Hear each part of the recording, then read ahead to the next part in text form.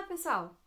Hoje vim conversar um pouquinho com vocês sobre o livro Herdeiras do Mar, da autora Marilyn Bett. E antes de começar a falar efetivamente sobre a leitura, eu queria pedir para vocês deixarem um gostei aqui no vídeo.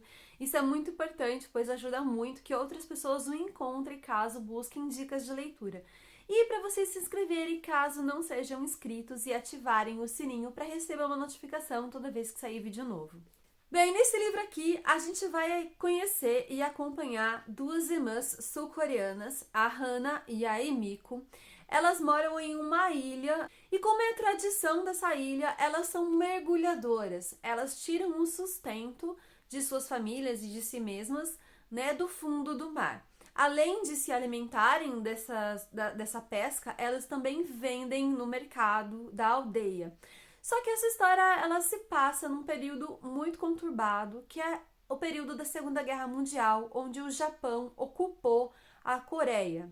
Quando a gente fala de Segunda Guerra Mundial, às vezes a gente se esquece que outras nações também sofreram os horrores da guerra, né? Eu tenho visto muito atualmente livros e histórias sobre o Holocausto e às vezes acabo me esquecendo que ela foi mundial. Como eu disse anteriormente, o Japão ele invadiu e ocupou a Coreia e ele tentou eliminar toda a cultura coreana.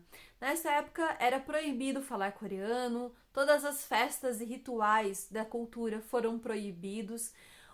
As pessoas também tiveram que substituir os seus nomes por nomes tipicamente japoneses, não podiam usar nomes locais. As escolas só ensinavam a história japonesa, a cultura japonesa. Eles tentaram sufocar e eliminar e realmente exterminar qualquer rastro da cultura coreana que pudesse existir naquelas pessoas. Além disso, crianças e adolescentes eles eram levados como escravos para trabalhar em fábricas. E as meninas, elas eram levadas para serem escravas sexuais. E é disso que o livro vai falar. Aqui, a Hana, com 16 anos, é raptada por um soldado japonês e ela acaba, durante o trajeto mesmo, sendo estuprada por ele. E então ela é deixada em um bordel, próximo a um campo de batalha, para ser mulher de consolo. Esse termo, mulher de consolo, ele se refere a meninas e mulheres que foram raptadas, durante a ocupação japonesa e foram levadas a esses bordéis para serem obrigadas a serem escravas sexuais. Essas jovens, elas eram estupradas diariamente por 10 ou mais soldados. Fora que, além do estupro, também era permitido que eles espancassem elas e fizessem outros tipos de violência, como violência psicológica, cortassem, batessem nelas. A alimentação, ela era extremamente escassa, a higiene praticamente inexistente, apesar de que no livro a gente ter algumas cenas onde a personagem ela é cobrada pela sua higiene pessoal para que ela não fique doente, para que ela não adquira infecções. E como se não bastasse tudo isso, o cabo que sequestrou a Hana, ele acaba desenvolvendo uma certa obsessão pela personagem e ele passa a visitar e estuprar ela todas as madrugadas. Então ele acaba sugerindo para ela que ela fuja com ele. Então ele oferece para ela a liberdade condicionado a que ela se case com ele. Do outro lado, acompanhamos a Emiko, já idosa, tendo que lidar com todas as consequências que a guerra teve para ela. Pois quando o Japão perdeu a Segunda Guerra Mundial, iniciou-se vários confrontos entre o norte e o sul da Coreia, o que deixou muitos mais mortos entre os coreanos. E a Emiko, ela vai todo ano numa passeata que ocorre na frente do consulado japonês, onde as sobreviventes e a família das mulheres de consolo, nesse período, eles fazem uma passeata pedindo para que o país, o Japão, ele reconheça os horrores que essas mulheres sofreram e peçam desculpa. A Emiko, ela vai nessa passeata todo ano porque ela tem a esperança de um dia encontrar a Hana, a irmã dela. Então aqui a gente acompanha duas linhas do tempo.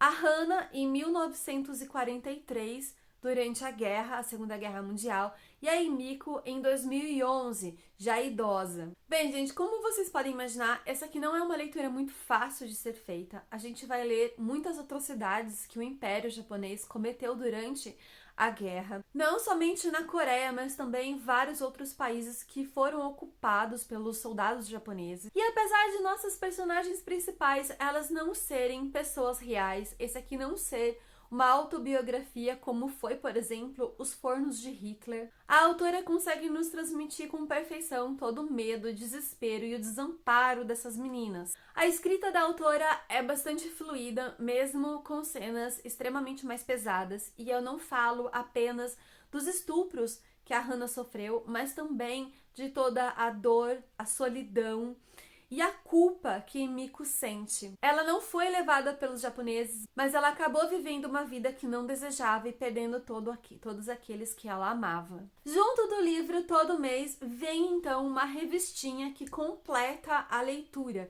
E eu não vou mentir pra vocês, essa foi a primeira vez que eu li a revista.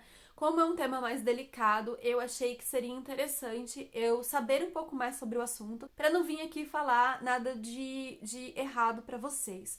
E a revista, esse mês, ela vem então explicando o significado do nome Sakura, porque naquela época as mulheres de consolo, elas tinham os seus nomes arrancados, elas eram chamadas por nomes de flor. Vem também uma entrevista com a autora que fala um pouco mais sobre a inspiração dela para escrever essa história.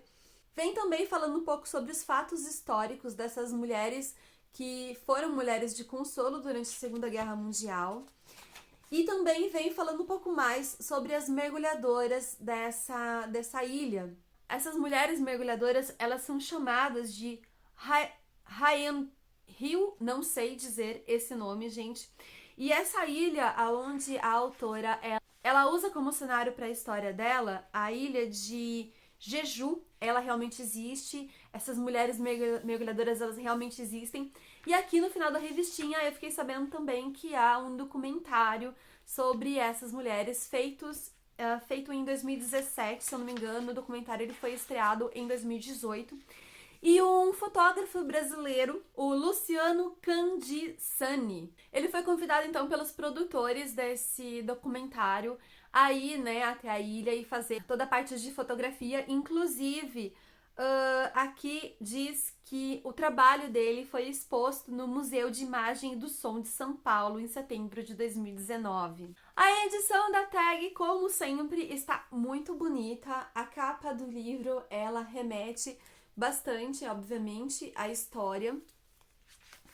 A parte de dentro do livro, ele vem todo florido, assim, né? Que tem a ver com o fato das meninas elas não serem chamadas pelos seus nomes, e sim por nomes de flor.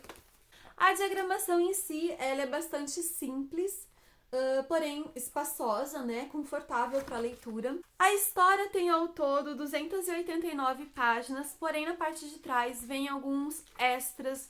Vem a nota da autora, que explica um pouco mais sobre a história, sobre alguns detalhes da história.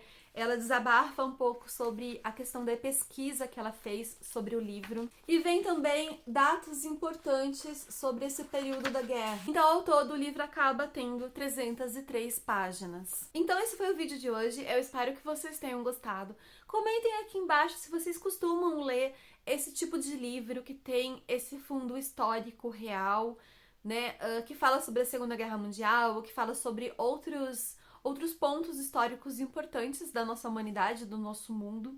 Apesar disso não ser uma leitura que eu costumo fazer, não ser o tipo de leitura que eu compraria na livraria, tanto Fornos de Hitler quanto Herdeiras do Mar foram leituras que eu gostei de ter feito, porque eu acho que é muito importante a gente estudar a história, a gente entender como que as coisas aconteceram, pra gente conseguir identificar isso no nosso dia a dia e impedir que essas barbaridades, essas atrocidades venham a acontecer novamente. E até porque, como a autora mesmo diz, é uma forma de homenagear todas essas pessoas que sofreram e que morreram nesses períodos.